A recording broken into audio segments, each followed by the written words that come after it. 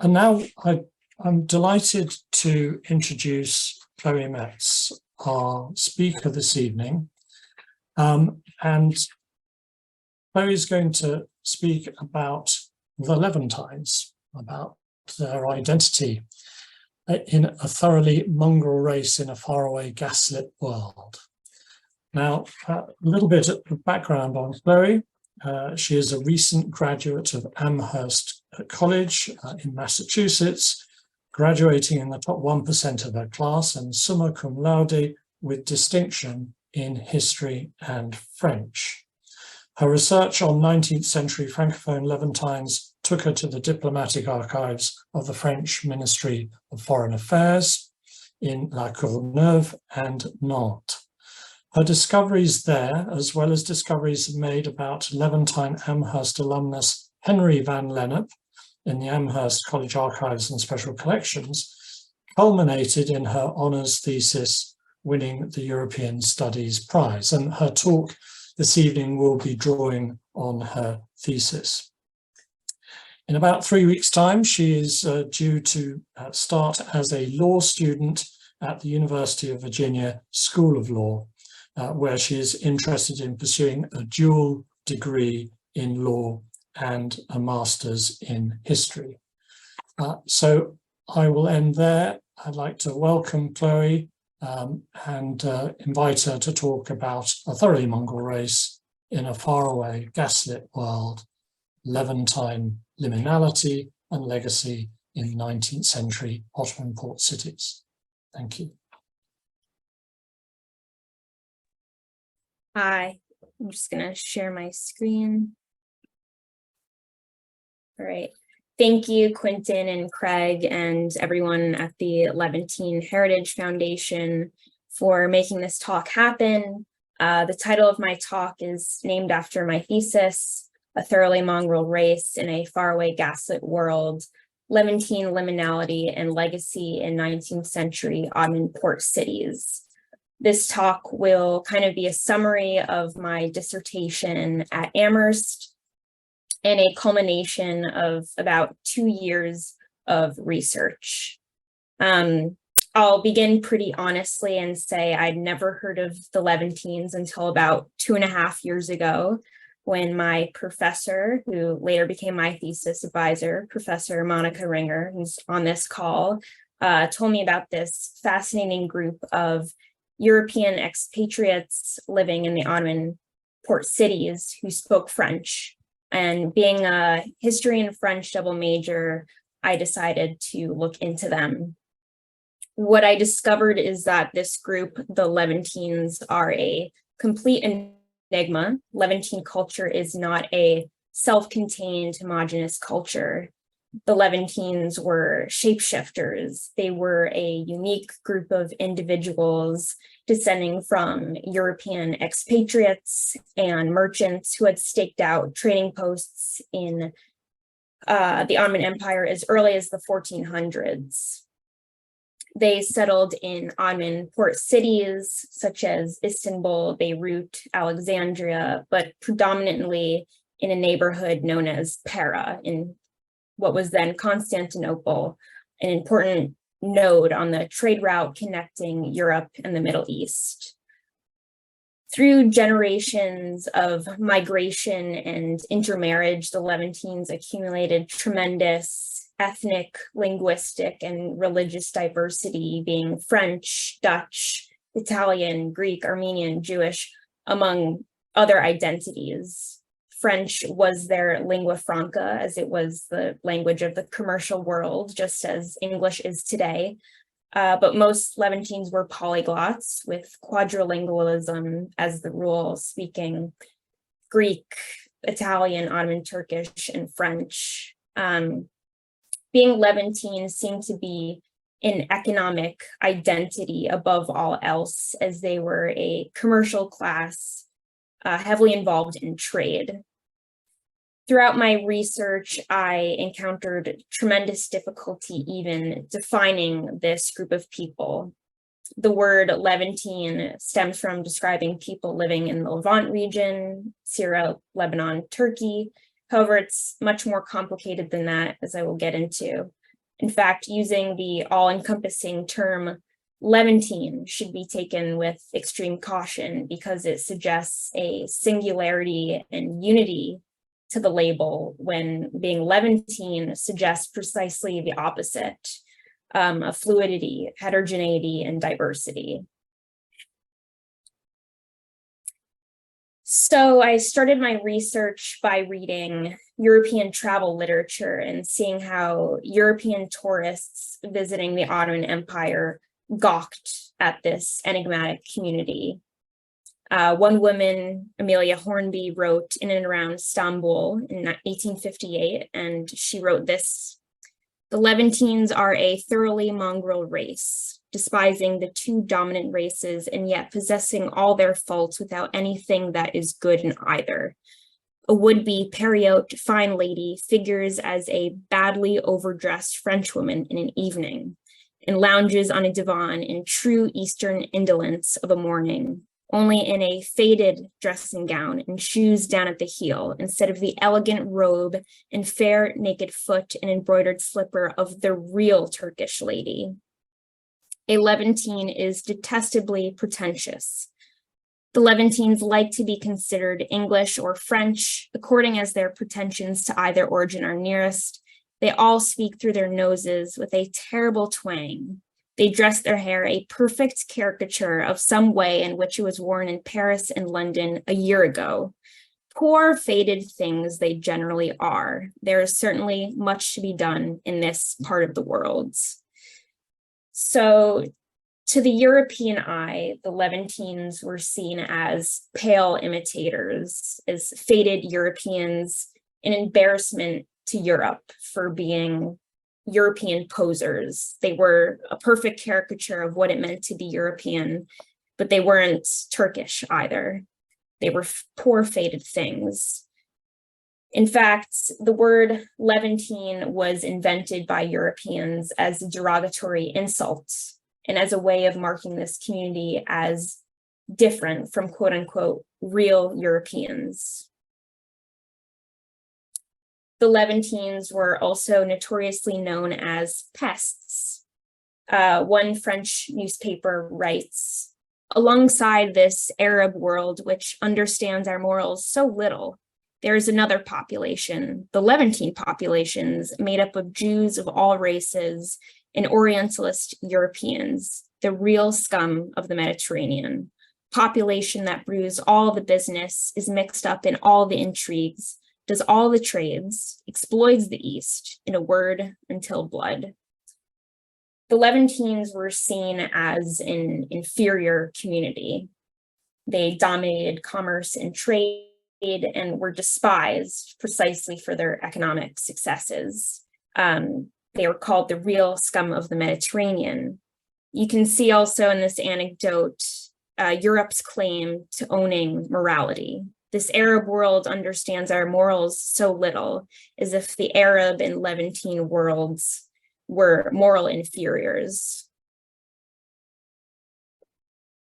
Here's another interesting perspective of the Levantines. This time it's coming from an Ottoman Greek man. He writes, "I confess to a prejudice. I dislike English Levantines. They do not inherit the Anglo-Saxon firmness of character, nor the Greek vivacity of intellect. Brought up in the Turkish school, they become adept in the arts of bowing and scraping, of fawning and formularies. They are neither English, Greeks, nor Turks, but a mixture of all.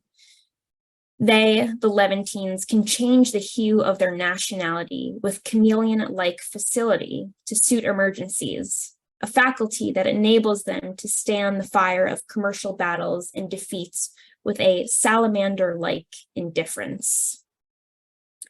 Evidently, the Levantines frustrated many people. They didn't fit into neat categories. They had multi-hyphenated identities, and they were shapeshifters who could camouflage their identity in different situations, which ultimately helped them drum up business and succeed in trading between Europe and the Middle East. Far too little work has been done on the Levantines, And among scholars, there is a lack of consensus in who exactly they were. Just look at the anecdotes I read and the impossibilities that peers of the Levantines had in defining and categorizing them. There's a lot of reductionist history on the Levantines, with many scholars claiming, oh, they were just Europeans. But how can that be if European tourists and Ottomans alike weren't seeing them as European, but something mongrel, something in and of themselves? World War I and World War II and the rise of Turkish nationalism effectively created an identity crisis for the Levantines and caused their expulsion from the Ottoman Empire. I wanted to know more about this quote unquote lost community and try to paint a fine-grained portrait of who they were. It's only within the last 10, 20 years that the Levantine community has started to recover from its erasure from history. This is a little schema, which is not drawn to scale. Could not possibly, I would not know. And it attempts to grapple with how we define and categorize the Levantines. How do we define a pre-modern people with modern labels? I'll come back to this diagram later in my presentation, but I wanted to introduce it early so the audience can understand how difficult it is to define a group of people that existed before nationalism and before the hardening and crystallization of ethnic identities. It's almost anachronistic to call a Levantine French or British because those labels didn't carry the same connotation in the 18th and 17th centuries as they do in the 18th and 19th centuries as they do in the 20th and 21st centuries. I'll also leave you to mull over the gray area in which the Levantines inhabited, or in this case, the green area in the diagram, and the overlapping identities that they assumed. And I'll also leave you with this question to mull over throughout this presentation. When does the shift from European expatriate to Levantine happen? So throughout my research, my real objective in trying to wrap my head around the Levantines became clearer. I wanted to create a better definition of Levantineness and analyze how Levantine identity operated diplomatically, legally, culturally, and emotionally. I went to the diplomatic archives of the French Ministry of Foreign Affairs in La Courneuve, suburb outside of Paris, and later in Nantes. Each chapter of my thesis looked at Levantine identity through different types of documents. Legal documents, be that nationality laws, naturalization requests, legal memos. I also looked at newspapers and material culture, including postcards, photographs, and physical tangible objects. So my quest was to figure out who the Levantines were. But in order to do that, I had to understand what it meant to be a protege, or a protected national living in the Ottoman Empire. Basically, through capitulation treaties, France and other European countries were allowed to protect their own nationals and endow them with a protege status for those living in the Ottoman Empire. These protections gave nationals a leg up in trading privileges, tax breaks, and legal extraterritoriality. Or if you spoke French and worked as a dragoman translator for the French consulate or at the ports, you could gain protege status. So many Levantines were protected nationals subject to their own laws and trading rights. And you can see in this registration of French nationals that this list also included Jews, Armenians, and Greeks. Jews and Armenians were employed at the French consulate and therefore gained protection. So many Levantines were protected nationals subject to their own laws. What I also discovered is that you could maintain your protege status even if you were, say, fifth generation born on Ottoman soil. I also found nationality laws, both Ottoman and French. In 1869, the Ottoman Empire passed new laws reflecting the imperial government's desire to create a pan-Ottoman identity and crystallize the boundaries of who counted as Ottoman and who did not. Ottoman subjects became Ottoman citizens. The 1869 laws were a projection of an imagined future for the Ottoman Empire. Being Ottoman no longer necessitated conversion to Islam as a condition of nationality. Christian and Jewish Levantines living on Ottoman territory were suddenly considered as being no different from their Muslim counterparts. So what would happen to the protected French and European nationals and other Levantines living in the Ottoman Empire who now stood to lose their protections and privileged protege status? Interestingly, the 1869 Ottoman nationality laws were actually created through exchanges between cabinets in Constantinople and in Paris. Nationality laws were negotiated between France and the Ottoman Empire.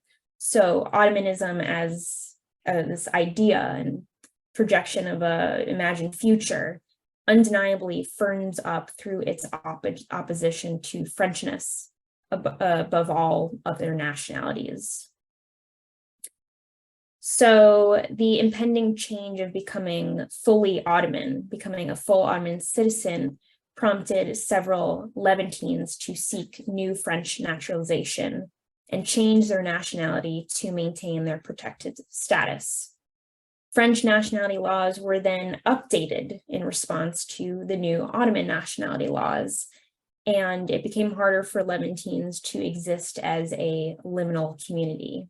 They needed to regularize and neaten up their multi-hyphenated identities instead of existing in a fluid betwixt and between state where they were protected French nationals, but not French citizens, where they were born on Ottoman soil, but not Ottoman citizens either.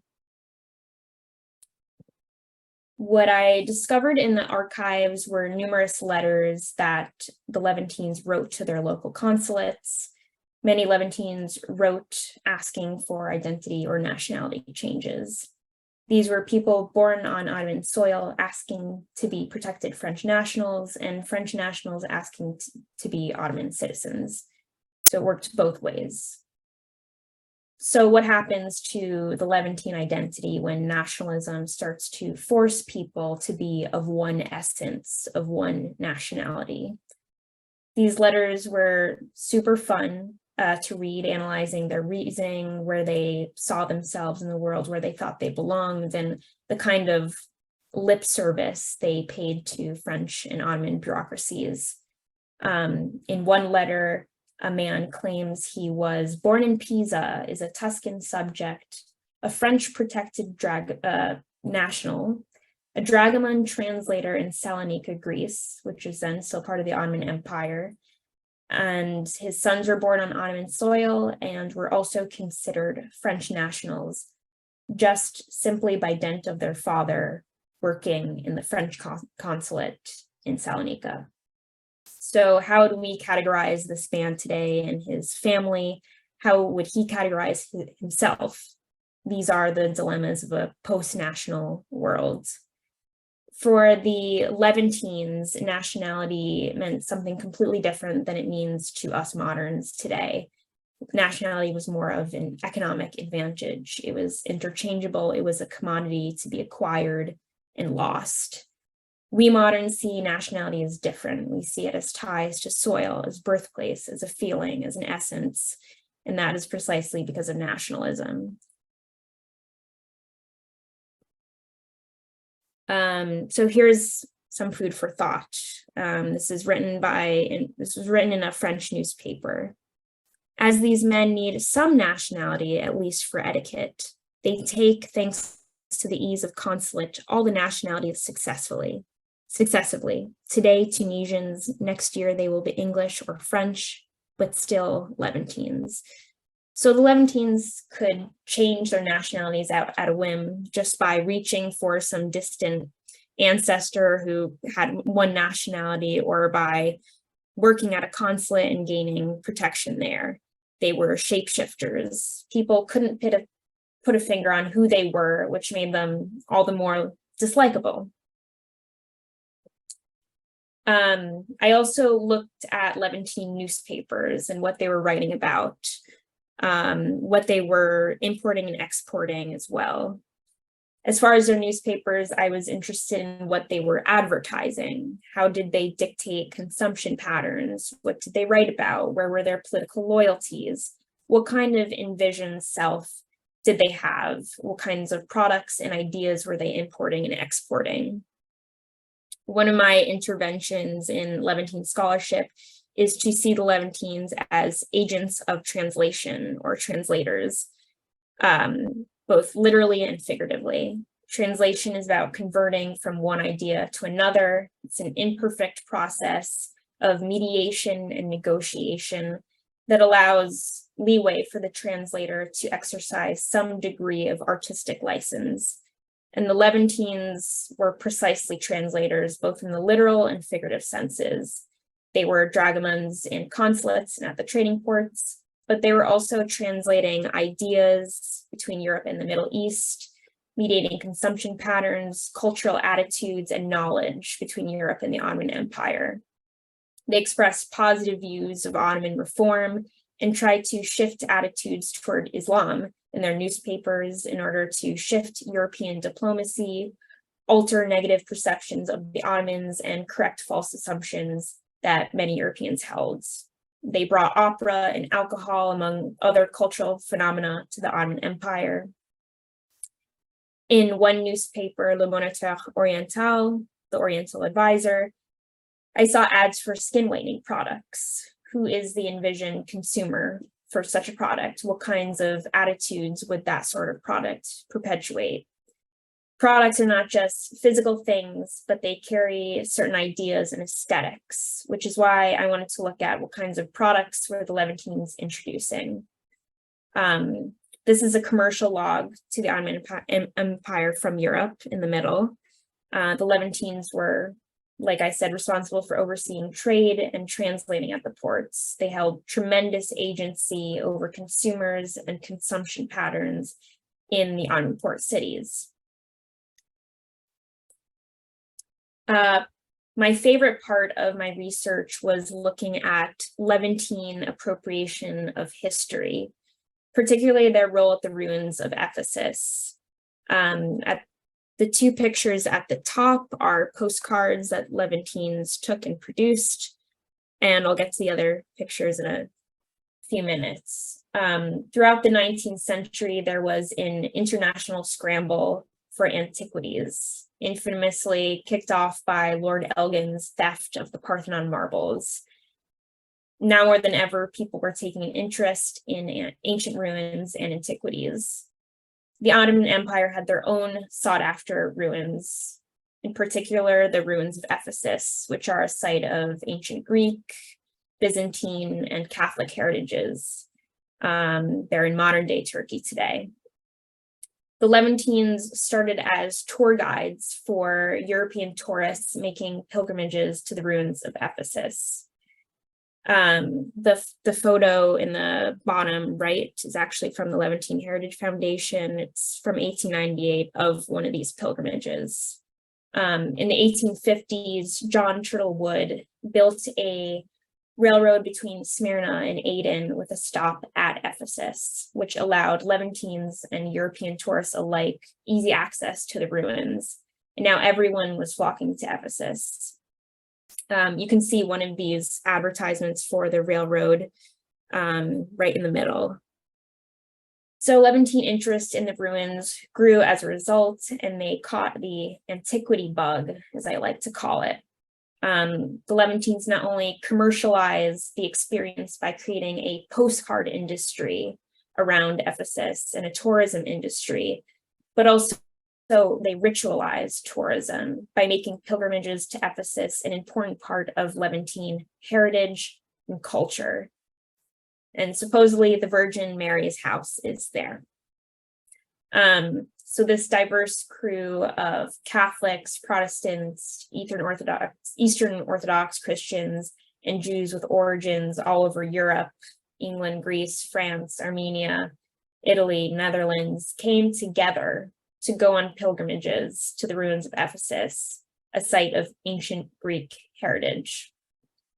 So what kind of heritage were the Levantines building and performing? How did they see themselves in history? The Levantines effectively laid claim to and appropriated the ruins of Ephesus as their own through their postcards and the way they photographed themselves and literally inserted themselves at these ruins and into that history through their stance and their posture. They effectively said, these are ours, not Europe's, not the Ottoman Empire's. And why would they take that stance?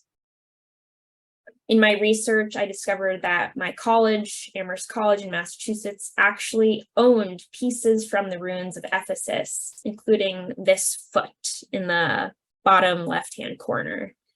Amherst College has its own Levantine Amherst alumnus, Henry van Lennep, who was born in Smyrna on Ottoman soil. He came from a Swedish-Dutch Levantine family that had been living in the Ottoman Empire for generations. And he came to the US, went to Amherst College, graduated in 1837, later returned to the Ottoman Empire, stole this foot from the ruins of Ephesus, among other things from the ruins, and proceeded to donate them to my alma mater, where they're housed to this day. Immediately after in 1874, and then again in 1884, the Ottoman Empire created antiquity laws, hunkering down on exporting antiquities. However, van Lennep took these objects when it was technically legal to do so. Should the Ottoman laws of a vanished empire now apply retroactively so that the modern Turkish people can get these antiquities and objects back? Who owns these objects? Whose heritage is it after all? Nationalism was on the rise, and nations sought to take ownership of the ruins and antiquities to make themselves grander. Institutions like Amherst College and European nations and other nations sought to make themselves more prestigious by acquiring antiquities and drawing lines of continuity between their modern nation states and the golden ages of bygone ancient empires. Now, many Europeans were doing this, taking ownership of ancient Greek and ancient Roman ruins, the cradles of Western civilization, stealing antiquities and claiming themselves the rightful heirs of these heritages. The Levantines were not merely imitating Europeans by laying claim to Greco-Roman pasts, but they were also responding to anxieties about emerging nationalism.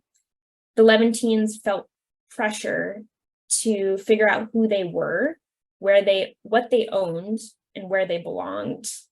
They felt an exigency to penetrate and control historical narratives as other European nations were starting to take possession of ancient ruins, and the Levantines feared being expelled from the past by Europeans who claimed all pasts and antiquities as their own. So they sought to rival their European counterparts and take ownership of the ruins of Ephesus. Levantine presence at Ephesus can also be looked at as a self-legitimizing project, as a way for the Levantines to assert their presence and right to belong in both Ottoman and European worlds. The ruins of Ephesus were indelibly European, as all antiquities at this time were seen as European, and yet the ruins of Ephesus were also modern at the same time, were also Ottoman at the same time. So through all these facets of Levantine legacy and a fabricated and constructed Levantine heritage, we can start to define what being Levantine actually meant. So I've come up with a few different ways we can define Levantineness. So one camp is that they're neither nor European and Ottoman. They're pale imitators, they're impure imposters of both. They're both European Ottoman. They're a mongrel race. They're a mixture. One European tourist, Theophile Gautier, wrote, "Turkish manners have tinged the European manners." We can also say that they were liminal, that they were in between European Ottoman, that they existed in a gray, fluid area, distinctly Levantine. We can say that they had multi-hyphenated identities. They were Franco-Italio, Greco-Otto, Levantine. We could say they were Ottomans with a caveat. They were Ottomans of European origin. Or we could say they were Europeans with a caveat, Europeans living in the Ottoman Empire. I'd like to say that Levantine is really an economic identity above all else, an upper-class mercantile urban elite identity that cuts across ethnicity and religion. Here's another anecdote that complicates things further. Ali Pasha, who is an Ottoman statesman, who wrote the Political Testament, he was a Tanzimat reformer. He said, "In our country, we have many European officials, industrialists, and tradesmen who are more Ottoman than ourselves." This illustrates the dangers of binary thinking and trying to plot the Levantine plot point on an Ottoman European binary scale. Binaries limit the room for nuance, and the Levantines deserve a lot of nuance.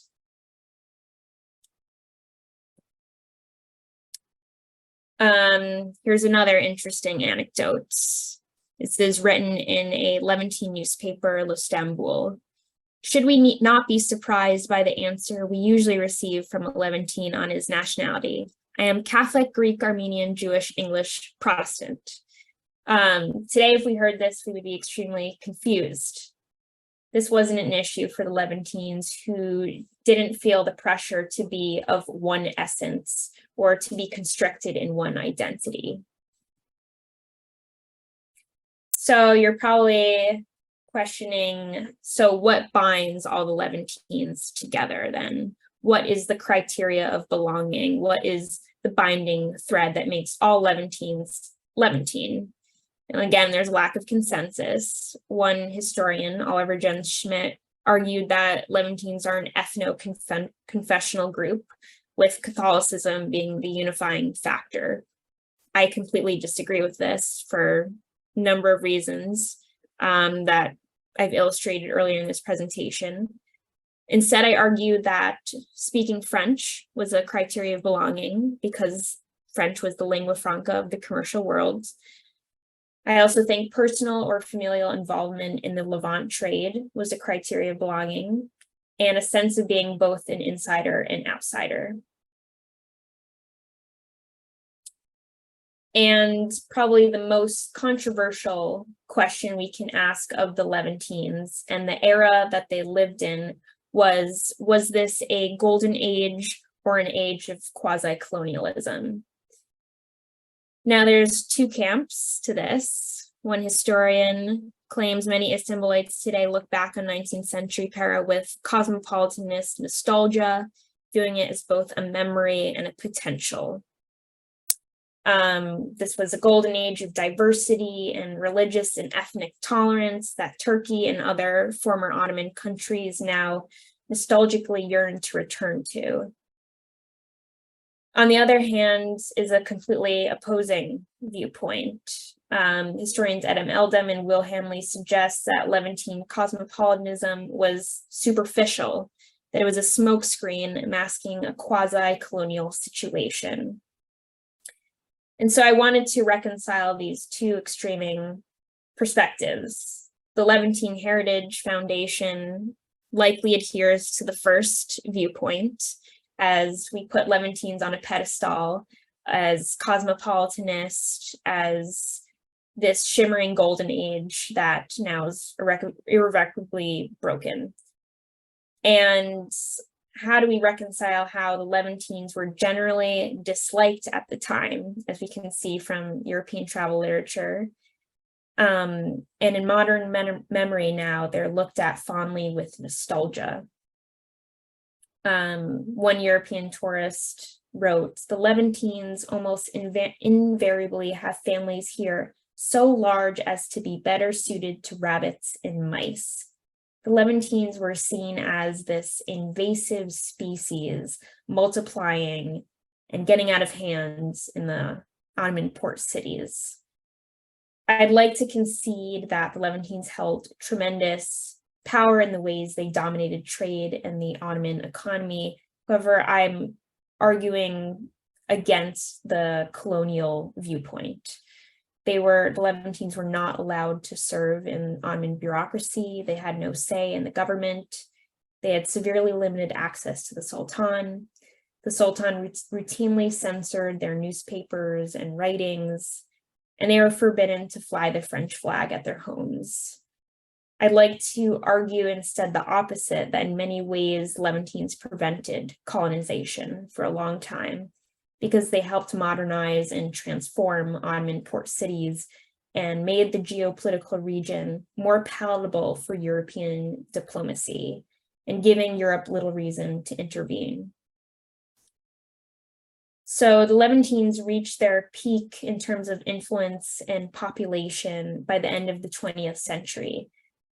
It was a unique ephemeral window of time before nationalism when people can move in and out of identities with ease. There was a moment before nationalism, and the Levantine era is what it looked like. Ultimately, the Levantines are an imagined and entirely invented community. Cynthia Talbot, who is a historian, not of Levantine history, but a historian that I admire, wrote, "No one would deny that modernization has led to the sharper articulation of identities encompassing broad communities, or that such identities have been imagined and invented to a large extent." So, as mentioned, Europeans first invented the term Levantine as a category of identity, as a way of distancing and othering the Levantine from the European South. The Levantines eventually took ownership of that label, but at this time as a way of distancing and othering themselves from the Ottoman South. Identities, by and large, are social constructs and inventions, and today the Levantine descendants continue to renegotiate what it means to be Levantine. And if you're interested in my documents or my thesis, here are some of my sources. These are all my primary sources. And I'll attach the link to my documents from the diplomatic archives in the chat box. And these are my secondary sources. Thank you. Excellent. Thank you, Chloe, very much indeed for that talk. Now, we've got time for questions and comments. And if you would like to ask a question, make a comment, turn on your video, wave at me, raise a Zoom hand, or put something in the chat, and I will endeavour to pose the question.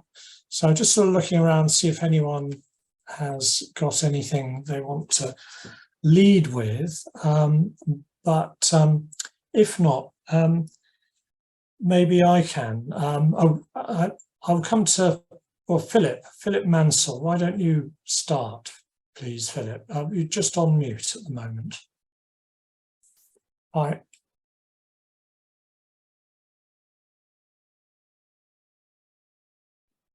Can you hear me? Yes, that's good. Okay.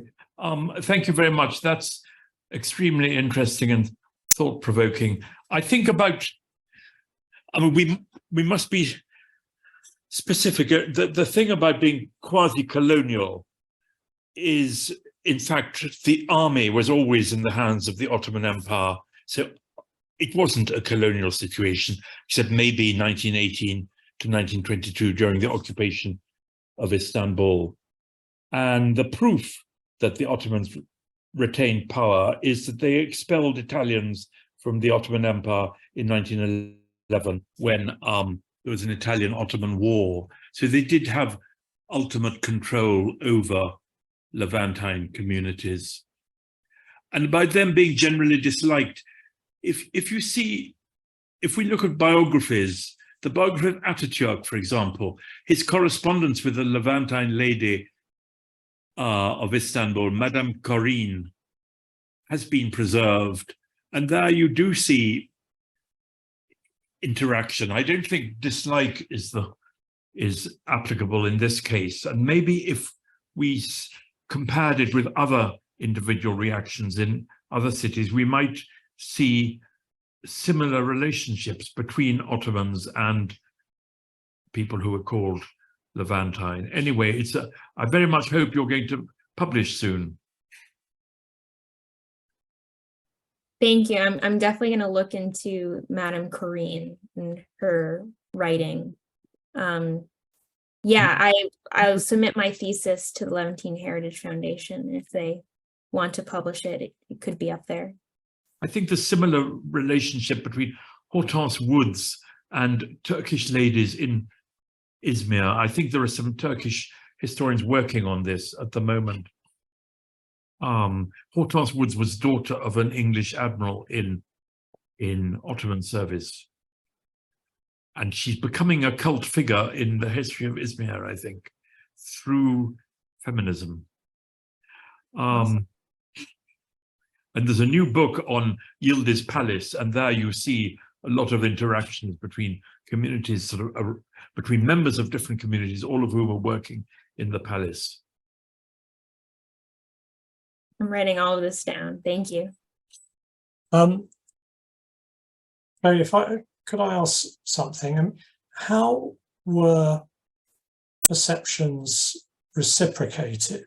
I mean, what did the Levantines, or Levantines as they were then, how did they perceive, let's say, the Europeans? You know, was there nostalgia for, let's say, a country of origin, or was there, bemusement that they were being looked down on? Did they themselves think that they were superior because they were multilingual, whereas a lot of their compatriots were not? It's a great question. I would say it's all of the above. It's definitely mixed. They were very well aware that Europeans looked down on them. In their newspapers, they're well of the stereotypes, and there's one newspaper where they kind of laugh about it. They laugh about the stereotypes about them, but I don't know if they ever really thought they were superior, that because they were polyglots. It's a great question that I'd have to think more about and look into. Any other questions or comments? Yes, Liz Plenderleith, if you'd like to unmute.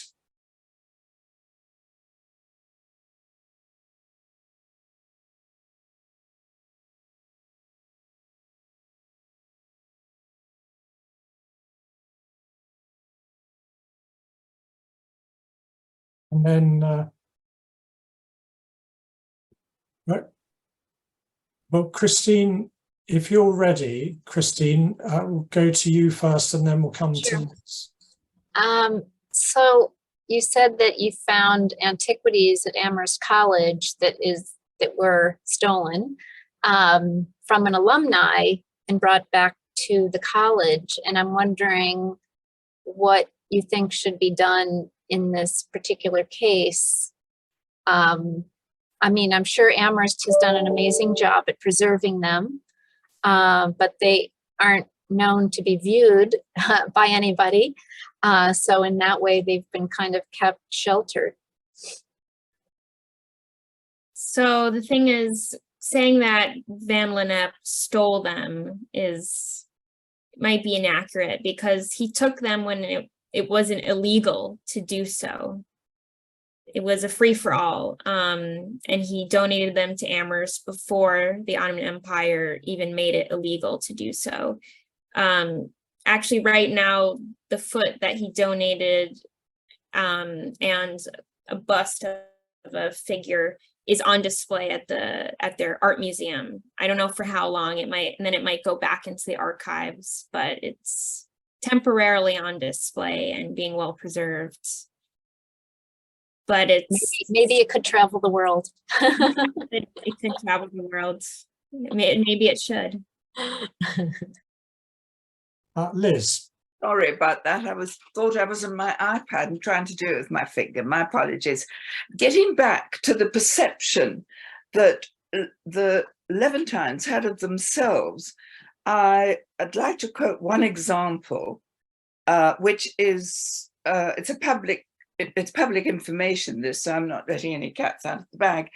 Edouard Balladur, Prime Minister of France, came from Izmir, from Bornova, but always publicly denied that he had Levantine heritage. He always said he was from Marseille, which is where he went to at quite a young age, but he belongs to my uncle's family, the Balladur family. So there's a very public example of denial. It's obviously much later than the period about which you're talking, but that perception of themselves must have originated earlier than in the 20th century. Totally. And you bringing that up makes me think of something I saw in a newspaper that I'm bringing up right now. This man is talking to this woman named Madame Oppenheimer, and he tells her that she was born in Smyrna and reminds her that she's Levantine. And the journalist writes, "Nothing could be more disagreeable to the beautiful Madame Oppenheimer than to be reminded of her Levantine origins. She pretended not to hear." So there's definitely a shame to the Levantine identity and a stigma that you are right to point out. Thank you. Sarah Phillips. Thank you very much for a very interesting talk. I was just curious to know whether there was an Iranian community at the time, because Iran obviously historically has had many Armenians, many Jews, and a lot of good business people, or very shrewd business people, I would have thought, en route. They might have spent some time in the area. Thank you. I'm not too sure about it, but I do know that in some of the Dragoman language schools, they were taught Persian. So they must have been taught Persian for a reason, among several other languages. Hey, Philip. Yes, about Levantine perceptions of themselves. I think it varied a lot over the centuries and from individual to individual. Balladur is a celebrated case, but in the 17th and 18th centuries, I believe there were dragomans who thought the English or French ambassador who came out to Istanbul was completely ignorant and arrogant, and that could be manipulated by the much cleverer Levantine interpreters to do what they wanted. And they regarded themselves as the puppet masters of European diplomacy in Istanbul. But I don't have a real source for that. I've seen it, I think, in the book Grande Famille by I've forgotten his name, Dimitri Stodza, that the really clever interpreters of the Tester family or the Pisani family. What did Count Pisani think of Lord Stratford de Redcliffe? I'm sure it was probably unprintable at the time. Thank you. Okay, so can I follow up with something? So I really like your Venn diagram, which has, and if you like, you referred to sort of, you know, where does Levantine Heritage Foundation stand itself? And yes, we would be inclusive. We want the whole of that diagram. We think that that is, it's better to be inclusive. And why? Because to look at any one grouping in isolation kind of misses the point about the interactions, if you like, the translation between the different communities and indeed with the host country. But if I turn it around, look at it another way, were there any, if you like, let's call them taboos? Were there things that Levantines were definitely not, or they definitely did not do? I mean, did they definitely not marry Turks, for example? I mean, is there any sense of what they are not? Right, because you can only define people by really what they are not, and through the other.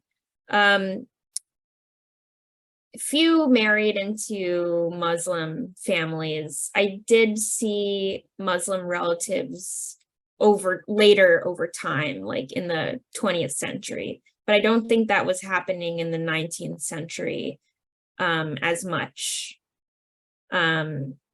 So it's the Levantine identity, it changes over time, and therefore it's hard to say what it is not, because in the 19th century, it's being not Muslim or not marrying into Muslim families. But in the 20th century, you do see that happening in some special cases. So it's hard to say. I think if you're only speaking one language, you're not Levantine. I can safely say that, at the least. So some of us descendants are perhaps not as Levantine as we like to think we are. So there we go. So another one, if I may, unless someone else has got something. Would you like to say a little bit more about Henry van Lennep? So I think you said he was born in Smyrna, is that right? And then he was educated in the United States at Amherst. But is he the one that was the missionary that went back to Turkey? Yes. So there's another question about identity. I mean, he went back with a very specific objective, presumably, and was he regarded as Levantine or Levantine by his own community, or was he different? And was there any evidence in the records about him, about his relative standing to other Levantines? That's a really good question. All I know about him is what I read in the Amherst College archives. We have some of his writings and some of pictures he drew, paintings he made while he was in the Ottoman Empire. We have pieces from the ruins of Ephesus from him. He wrote quite a few books. And he comes from a huge family that I haven't looked too much into. I would love to find a yearbook or something, like an Amherst relic, that to see if, what his classmates thought of him, if he was, if they viewed him as Levantine, as Ottoman, as American, as Dutch, Swedish, whatnot. So yeah, there's definitely there's more work to be done on Henry van Lennep in particular, and his whole family. It's just a treasure trove of information. And I think you may have seen, maybe not, but there is a book on the van Lennep genealogy. I think it's on our website, but it's quite extensive. If you want to look more at that, and I think also Caroline Hickman, if she's still with us, is someone who's studied the van Lenneps.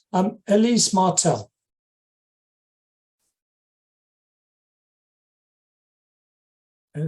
Elise, if you can unmute, please.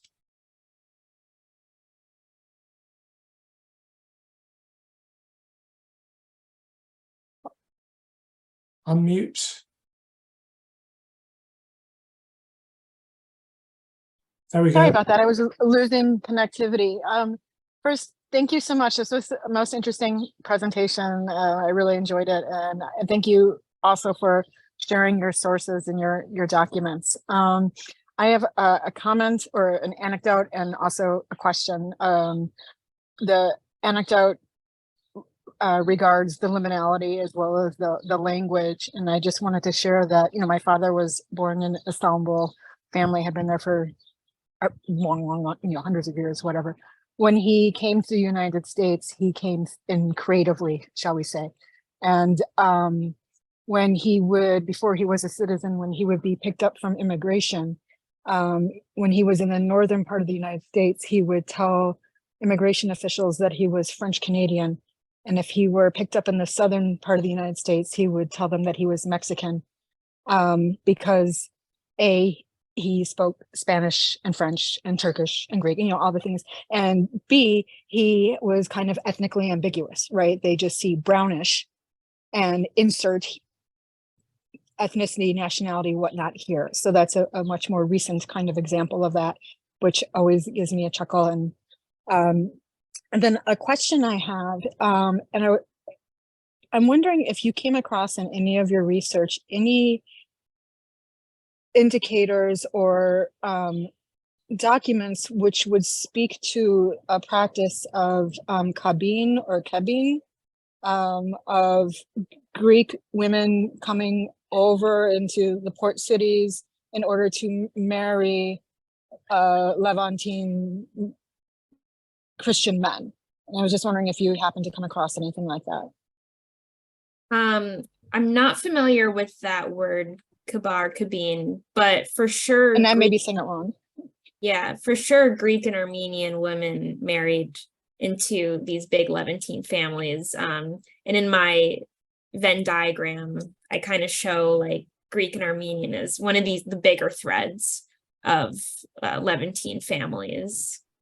Were you able to glean any insight or idea about how Greek women were perhaps received in the Levantine communities? I do have one source. I can email you after. Yeah. I Okay. can find the source and send it to you. Yeah, yeah. Thank you. I can drop my email in the chat box. Just a little anecdote. My grandparents, so they would have spoken, well, I suppose French, English, Greek, maybe a bit of Turkish, but they used languages for different things and different communications. So the example really was using Greek when they were talking with certain merchants or with certain staff, but also so that the children would not understand, because they were not taught Greek at school. They had French and they had English, but Greek was used to exclude them. So my grandmother, I think, knew a little bit, but enough to exclude my mother from conversations. David Clark, you're on mute. There we go. No, there we go. No. Thank you very much. Just, it may be a question on ignorance, but how do you classify the Greek community in Turkey in your categorization, especially if they just married Greeks and in particular weren't Catholic, they were Greek Orthodox?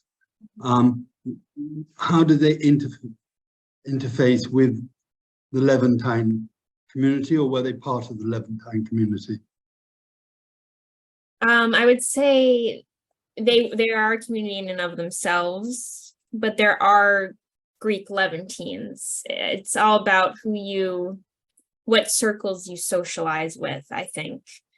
And Greek and Levantine are obviously separate constructs, but there is Greek intermarriage, and Greeks become Levantinized. I just made that into a verb through marriage into these merchant families, these polyglot merchant families.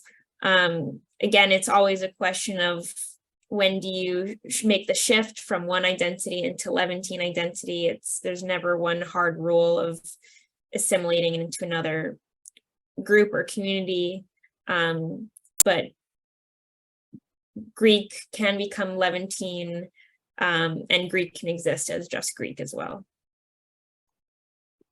Just a follow-up question. I mean, if the Greeks, when they're expelled from Turkey, they ended up in France, would that be an indicator that they were Levantine, or? It could be, yeah, definitely could be. I mean, if they knew French or had French connections, it was probably because they were socializing in these Franco-Levantine circles while in the Ottoman Empire, and therefore had that next step in France. Thank you. I mean, would it be fair to say that, I mean, the boundaries were always just, well, were distinct but porous. And is another possible characteristic of Levantines is that they were both immigrants into the Ottoman Empire and emigrants. So, you know, they came in. So all sorts of different, if you like, waifs and strays came in. So like the Poles who, you know, when Russia was dismembering Poland in the 19th century, the Poles came into the Ottoman Empire. They were, on the one hand, a distinct community, but they intermarried as well. And then, of course, come 1922 or even before that, you know, pre the First World War, there was the start of the diaspora. So maybe that is another way of looking at people that come and go, but somehow have established roots in between their coming and going. Elise, again, please. Oh, you're on mute.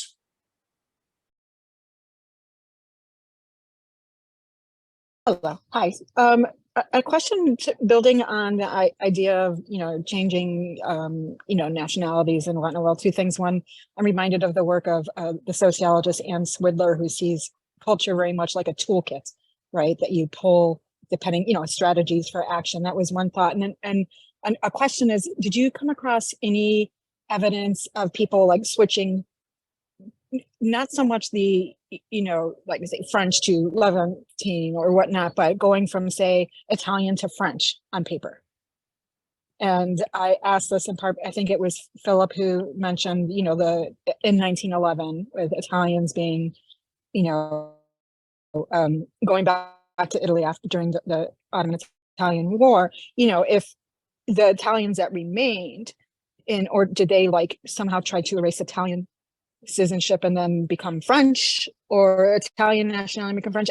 And it may be that this does not happen at all, but I have some anecdotal evidence from my own family of this kind of flippity flip, depending on what the geopolitical situation is. Thank you. I mean, I would love to know about, you know, Italian, French, Dutch to French, all these other movements, but because my research was only, you know, in the diplomatic archives of the French Ministry of Foreign Affairs, I only have Ottoman and French. You know, I'm sure somewhere out there in another archive, you could find something like that. Yes, Julian. Hi, Chloe. That was a terrific presentation. I'm especially admiring that you took as your subject to identify what constitutes a Levantine, because for all my studies, they're pretty hard to pin down because they are a polyglot, and I'm not sure that they thought of themselves as an identifiable group. I'm not sure. But my focus has been on the British community. And I know from my studies of them Levantines, who I would consider Levantines, that they would never consider themselves what you described. They were British, true and true, despite what Emily Hornby said about them, because let's face it, she was a snob, and right? And she came out, and people who lived there and made their living there, they were below her. But my relatives were always British. They were nothing else. But the interesting thing is that the first one to come out from England, George Baker, he ended up living and dying in Constantinople and being buried there, whereas his children who were born in Constantinople all ended up going back to England and dying there and being buried there. And I think it's the same for the Van Lennep's, because I've done an article about not Henry, but his daughter, who's buried at Ferricoy. And it interested me that they wanted to be buried in the Ottoman Empire, even though they always thought of themselves as British. So I don't know if you have a comment on that. No, that's super interesting. And it makes me think of, like, there are shades of Levantine, and you talk about, you know, your British family adamantly adhering to the British label, even though they were living in Constantinople. And so there's, like, we would consider them Levantine today. They were not considering themselves Levantine then. Yeah, no, it's very thought-provoking. It's definitely a spectrum. And I think, you know, because of nationalism, people love to adhere to one label, and they refuse to say, oh, we assimilated to Ottoman soil or to another territory. And there's resistance to this, even the suggestion that assimilation is happening. When, I mean, how can you stay how can you stay 100% British? Is there even such a thing as 100% British either? Like, and how can you stay 100% British when you're living in Constantinople and the experience and the people you're interacting with and the ideas and cultural phenomena are not British? So it's, I mean, how we define them versus how they define themselves, there's always going to be a dissociation as well. And one more comment. So George Baker came out, he wasn't born in Turkey. His children were born in Turkey. His grandchildren were born in Turkey. Their children had to go back to England to be born in order to stay British. Three generations down, the British did not consider them British anymore. So that was kind of interesting too, that they were going back to have their babies to make sure they were British. Mm-hmm. Yeah, that is interesting. And it goes to show also how legal identity is different from emotional identity and cultural identity. Right.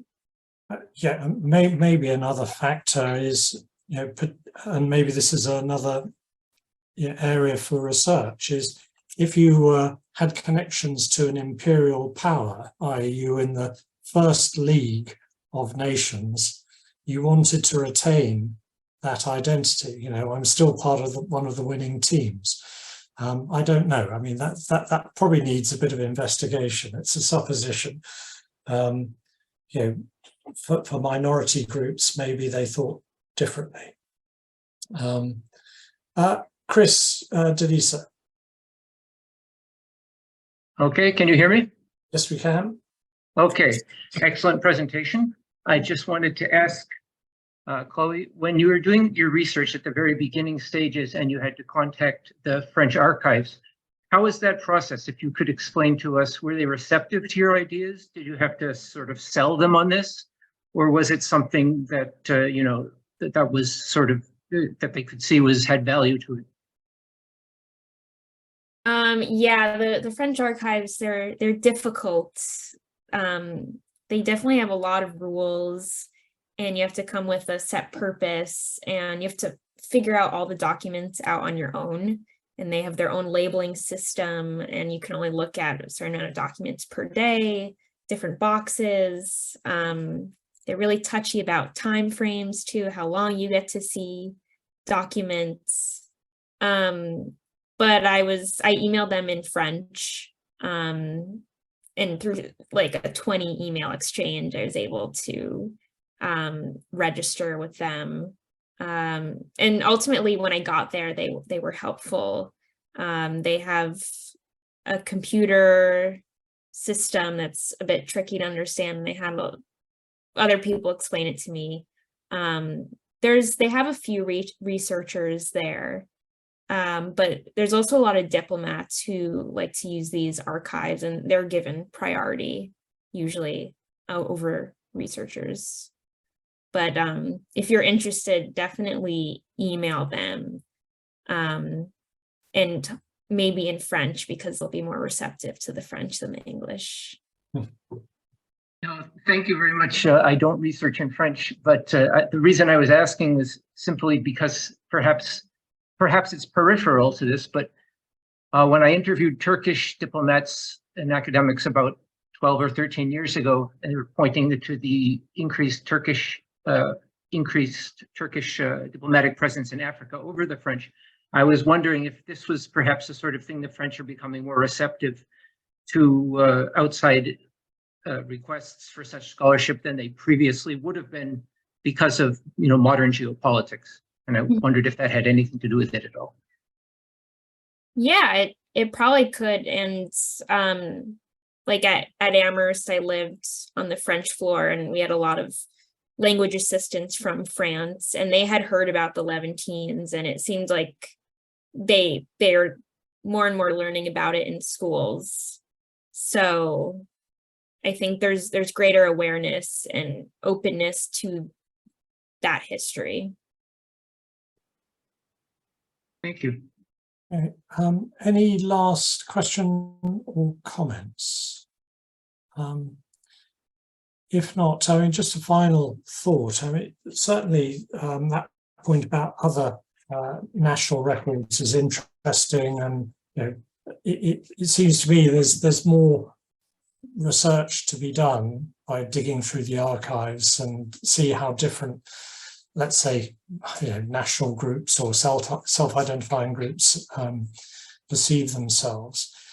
There's also thought of, you know, what's happening in the modern world to all those people that settle in places like Dubai. You know, are the sociologists all over them yet to look at their perception of identity? And is there anything that we can learn from that? But we'll leave it there. Chloe, thank you so much. Really excellent presentation. And thank you everyone for your questions and comments. We wish you very good luck at the University of Virginia School of Law. We do hope you'll maintain your interest in history and your connection with the Levantine Heritage Foundation. So good luck, and thank you so much. Thank you so much. Okay. Goodbye, everybody.